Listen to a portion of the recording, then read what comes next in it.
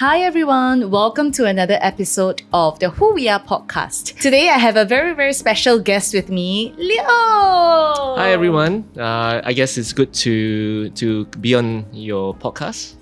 You guess? I'm honestly quite nervous because of today's topic. All right.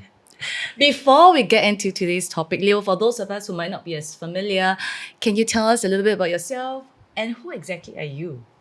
Wow, I am blessed to be your partner in life, right? And I'm also wearing LB today. Rapping. Yes. So I'm a designer by training. I currently run my own design practice for just 2 years. And what kind of design specifically? Oh, very good question. Interior design. So I spent a large part of my career designing hotels. But now being on my own, I guess I'm open to, residential restaurants, not just hotels. Yeah, so very excited to have Leo with me on this episode because today we are going to talk about our apology language. Oh dear. Are you excited, Leo? Thrilled. Yes. Okay, yeah, so basically the 5 apology languages were by the same minds behind the love languages, which I'm sure a lot of us have heard of, right? So they're by Gary Chapman and Dr. Jennifer Thomas, who is a psychologist. They found that there is one other essential behind happy and healthy marriages besides the love language, and that is understanding each other's apology languages. So what they did was, they did a research with over 45,000 people, and they were basically asking them these 2 questions. What do you most want to hear when someone apologizes?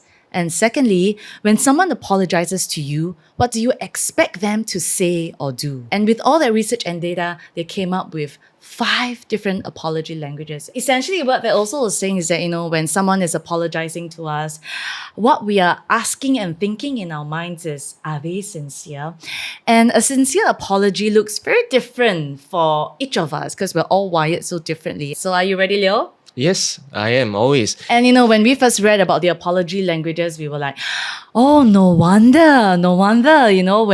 Sometimes when Leo apologizes to me, I feel like, he's not that sorry after all. But I realized that it was because he wasn't speaking in my apology language, and I'm sure it's the same for you too. You're squeezing on my shoulder. And I'm sure it's the same for you too. Well, when we read the results, right? So you essentially, if you've done the 5 love languages, you will also have to go through, some of these questions. From the quiz. Yeah, from the quiz. And then you get your results. And that's when, we realized that it was exactly the opposite. What ranked as my number 1 was actually her number 5, and so on and so forth. So our results were completely reversed.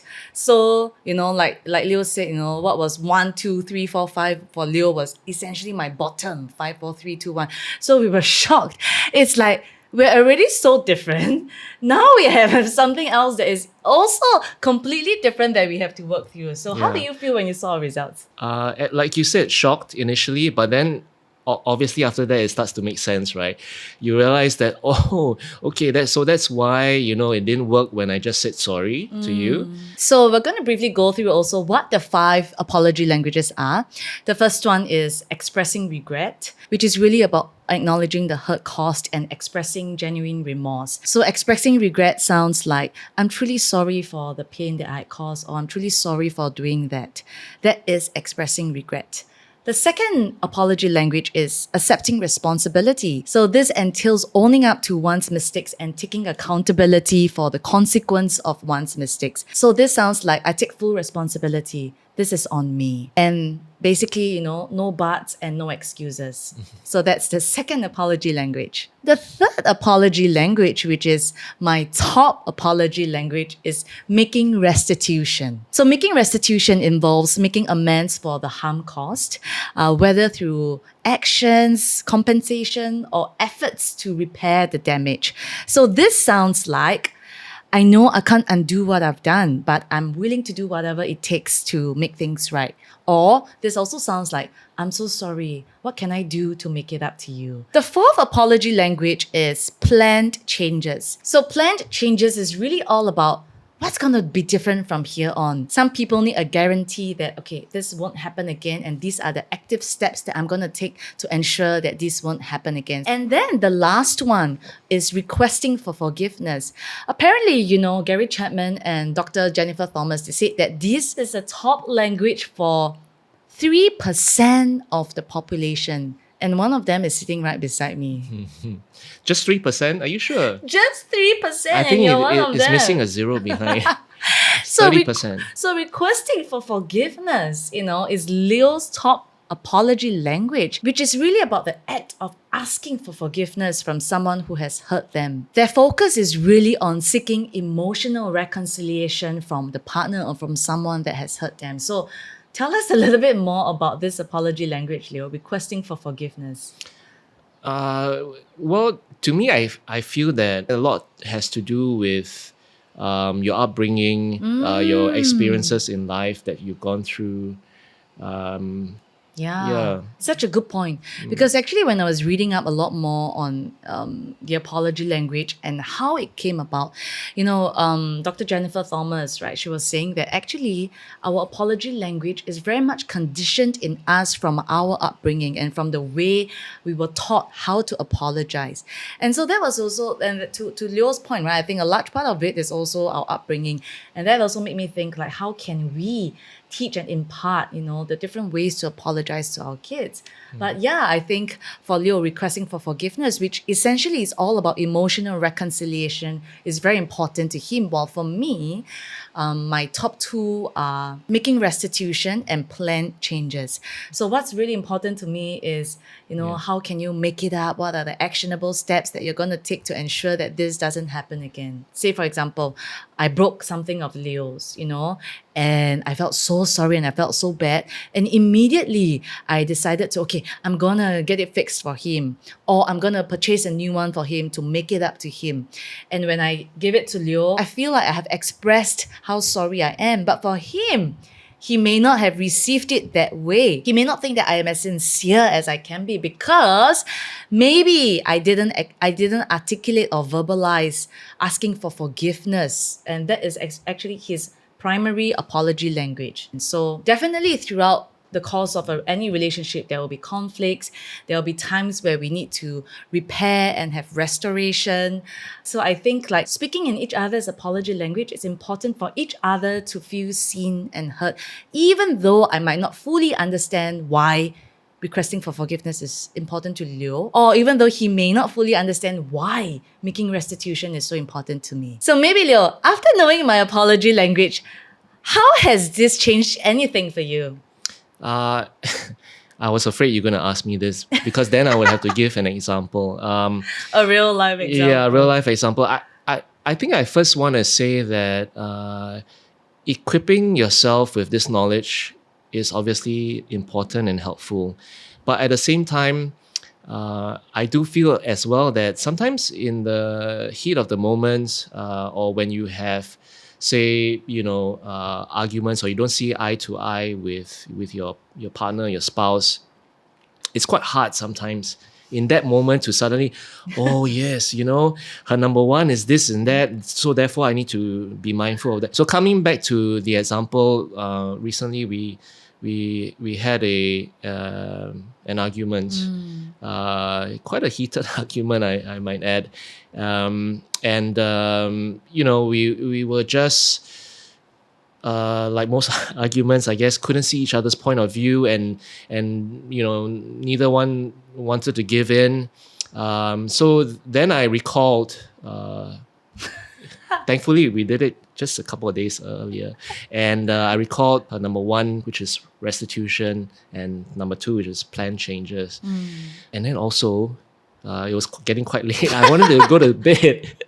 I had to wake up at 5 a.m. for gym. Anyway, jokes aside, so as tired as I was, I knew that it's something that I had to say, right? And I said to you, if you remember, I said, honey, what can I do, right, to make this better for you?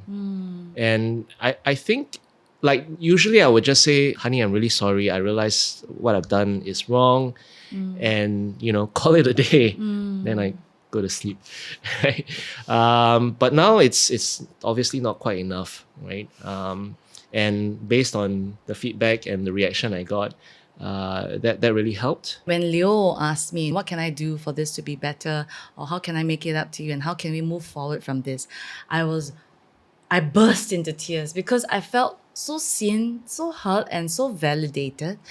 And actually, once he asked me that question, I realized that I had all the answers in my mind on like, what are the steps that we need to take to move forward from this? So that was such an eye-opening experience for both of us, because then we realized that, wow, so this is what it's really like to be able to speak in each other's apology language.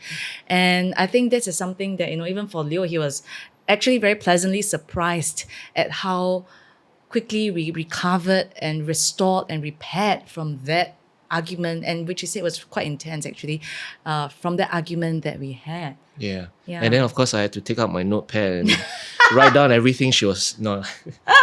Oh, you didn't know, but yeah. But I think like that was something that I really appreciated. And I think in turn, it was really one of those arguments that bring you closer together as well, because of the way that we apologize to each other. I think it's quite obvious that Rachel is always the one who